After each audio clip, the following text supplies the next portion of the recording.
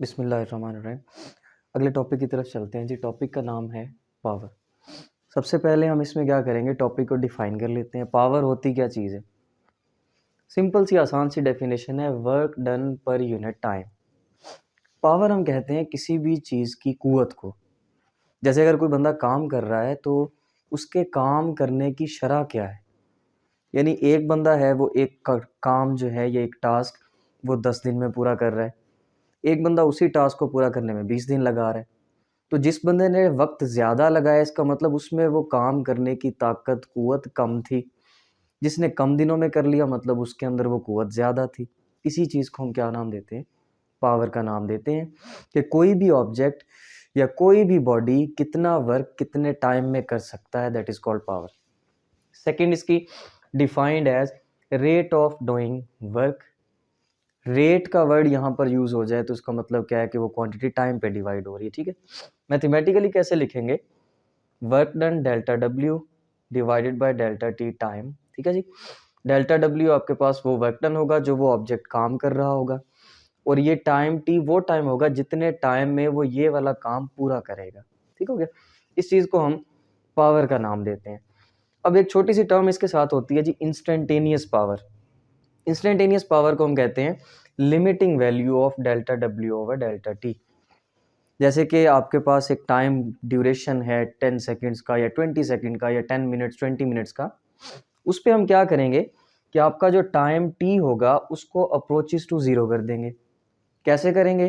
कि हम अपनी पावर जो कैलकुलेट कर रहे होंगे उसका पावर को बहुत शॉर्ट इंटरवल के लिए देखेंगे।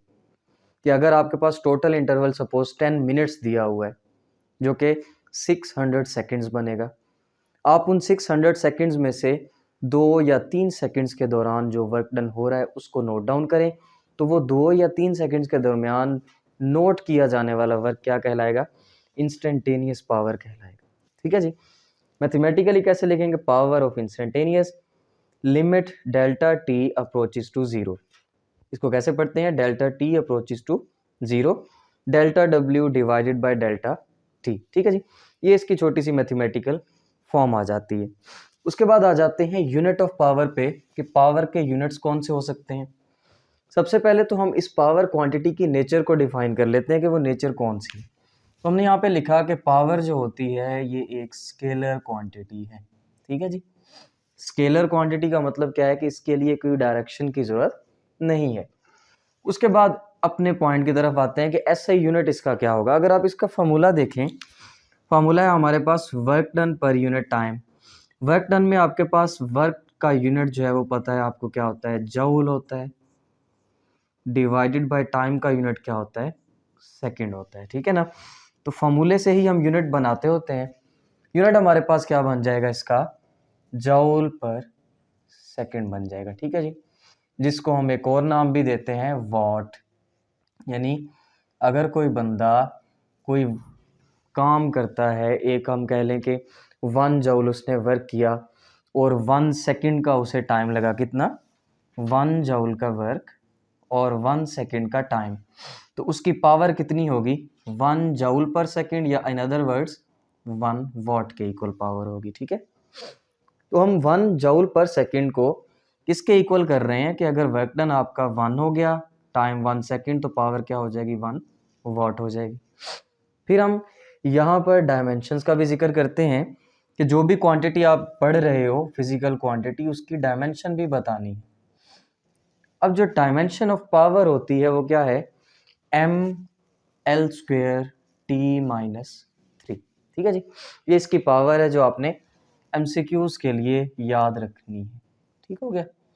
उसके बाद commercial unit of electrical energy की बात कर लेते हैं। कमर्शियल यूनिट जो है वो क्या होता है इसका? Kilowatt hour. ठीक है। 1 घंटे में कितने किलोवाट पावर कंज्यूम की जा रही है। ठीक है। इसको हम डिफाइन कैसे करेंगे?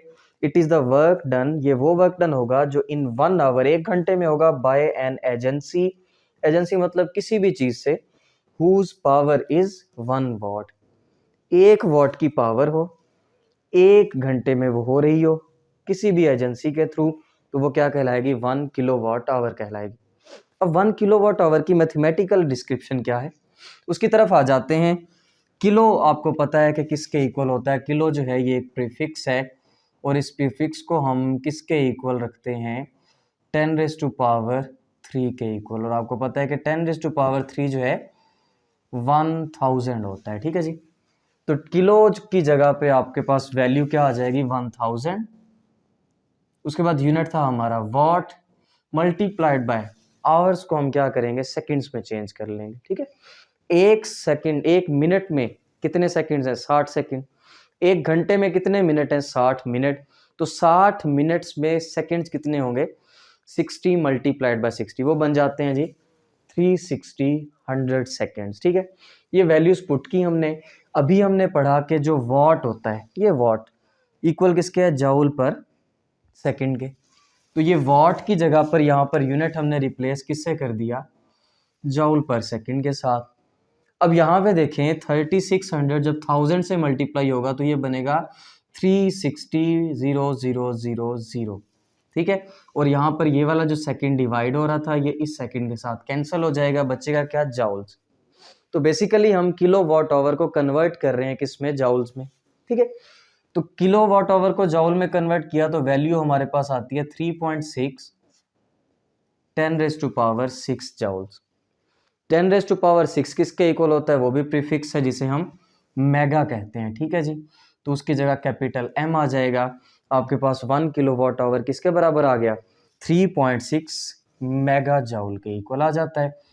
ये वैल्यू आपने एमसीक्यूज के लिए याद रखनी है, ठीक है जी।